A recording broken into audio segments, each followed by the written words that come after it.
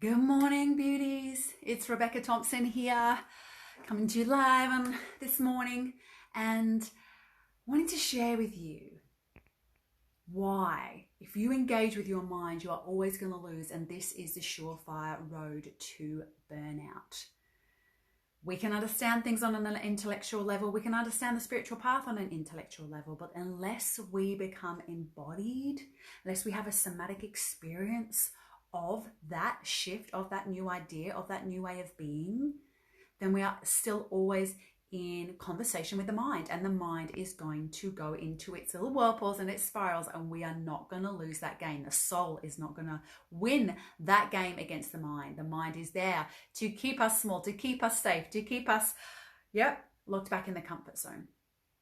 So let's talk about this a little bit more. I am Rebecca Thompson, and the work that I do is around helping women to have an embodied experience of their highest self, so that they can sit gently with their fears, so that they can be seen and heard in a powerful way, so that you have the resources and the access to infinite potential and infinite energy, so that you can show up the way that your soul is calling you to, and you can stop getting out of this, oh my gosh, I'm not enough, I'm not doing this, I'm not, whatever it is that you feel like you want to be.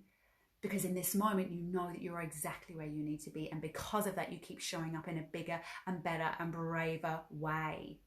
So that is the work that I do with women.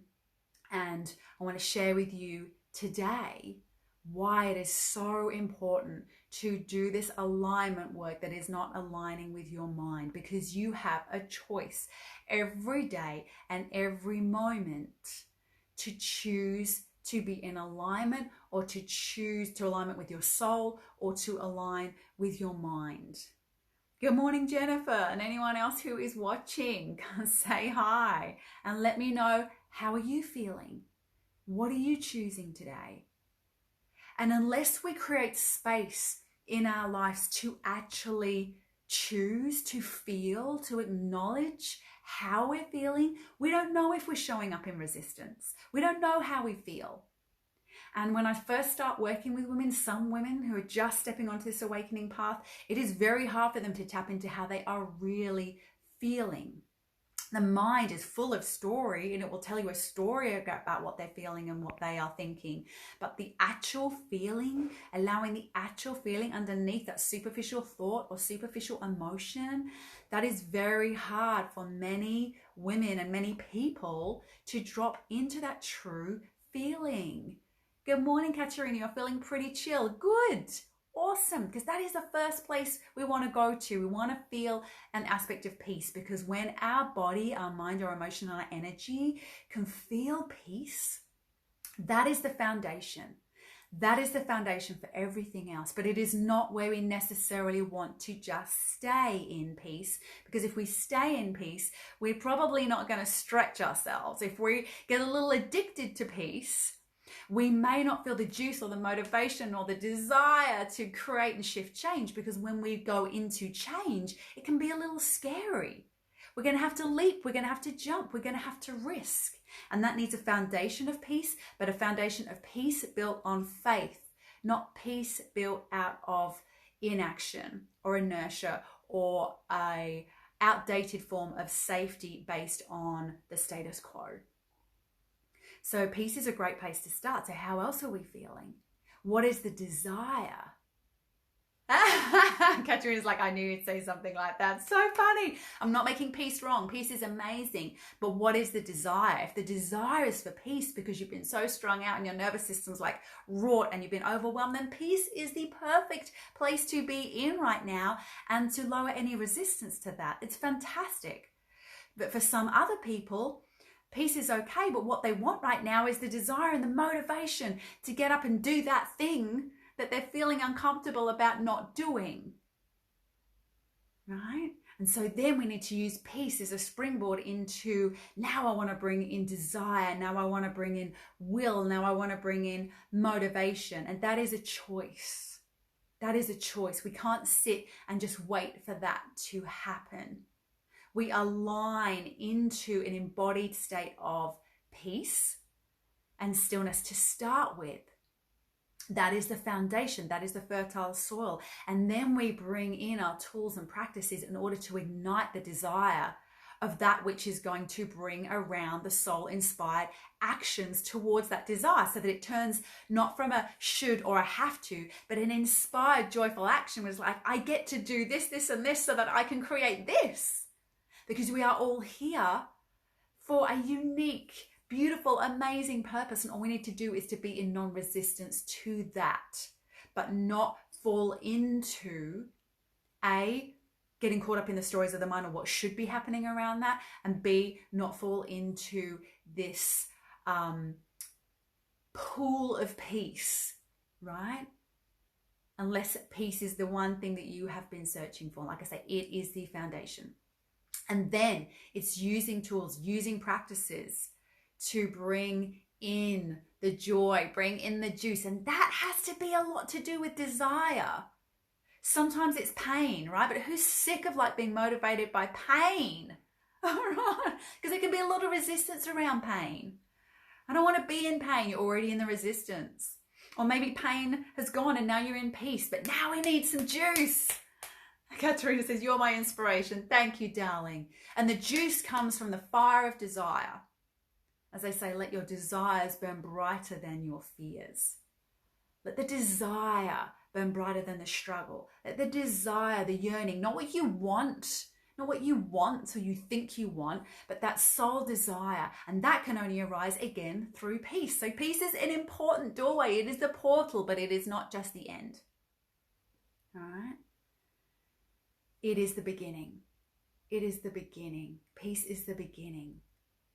Right? Peace is the doorway through which, it is the portal through which your soul can speak its whispers, speak its joy, speak its truth, so that you can get excited because you're not in resistance. I can't do that. Now the excitement starts to come, the bubbling up starts to come, the inspiration starts to come, the opportunities start to show themselves, and now you have to be brave enough and have the yearning enough to follow those divine breadcrumbs. But when we get back into the mind, when we get back into the I can't, then we pull ourselves back out of alignment. Those opportunities are coming to us, but we're not seeing them, or we're not brave enough, or we're not feeling that safe foundation within us in an embodied way to be able to take those next steps. And so we fall back again, and then we beat ourselves up again. Anyone notice that spiral? Right? Whereas we do need to keep coming back to peace. We do need to keep coming back to a place of non-resistance, of waking up, of seeing, what am I thinking? What am I feeling? Does this feel the flow? Is this the juice? Is there joy here right now? Or is this a shutting down? Is this a compression? Is this a contraction? If it's a compression, a contraction, a shutting down, or an avoidance, then that is resistance. And we want to soften that. It's okay. You can't fight it. You can't fight resistance. You meet more resistance. But you can soften into it. You can allow it and go, okay, it's okay. You are held right now. You are safe right now. What is this resistance? What is the fear underneath that? How are you really feeling? You've got this. This is okay. What if you could choose to do or be something right now and there was no fear? What would you do? What would you be? How would you show up? Right? You can speak to yourself in that beautiful, compassionate, holding way to lower the resistance around that resistance. Right? And then there's a space for, yeah, this is what I want. So in which case, if this is what you want, if this is your soul's desire, is there anything that needs to happen right now? Or can I just sit in that desire? Can I sit in that feeling of what that is for me and how that would look and how that would feel? And that might be the next step in order to bring the inspiration and the inspired action and the opportunities to your doorstep. Yeah?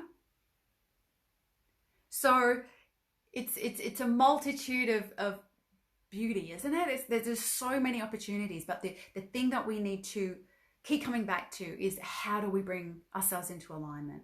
And there are many ways of doing that. And in the work that I do in my Be a Beacon programs, it's a whole year of getting you really freaking awesome at that. This is about going deep, not going too wide. Deep, deep, deep. Get you freaking awesome at alignment, of awareness, of picking yourself up, and knowing yourself so well that you can speak beautifully to yourself, so you can navigate through these fears and resistances and doubts, so you can keep expanding, keep showing up in a bigger, better, brighter way, which is why we call the program Be a Beacon, right? So if you are looking for this kind of inspiration, this kind of support, and tangible embodied skills and practices to meet you where you're at, wherever you're at, So you get so good at diagnosing that for yourself that you can meet yourself in that as well, and consistently keep bringing yourself back to alignment. Then we need to talk. Katerina, do we need to talk? Katerina's worked with me before, but not for a very long time. Things have shifted, as you can tell.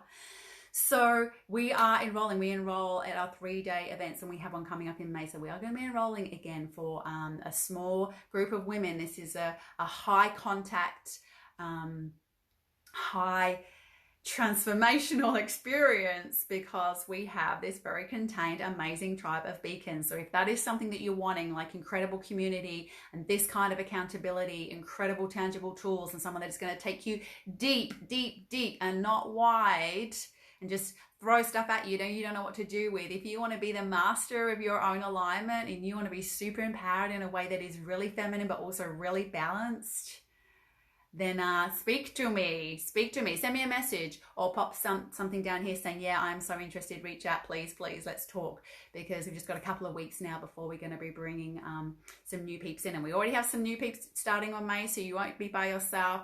DM me, I'll send you some info on how we can organize a cuppa and a chat and see if Bear Beacons for you, share some more on that. So, all right, my beauties, love to hear from you, and have a fantastic day.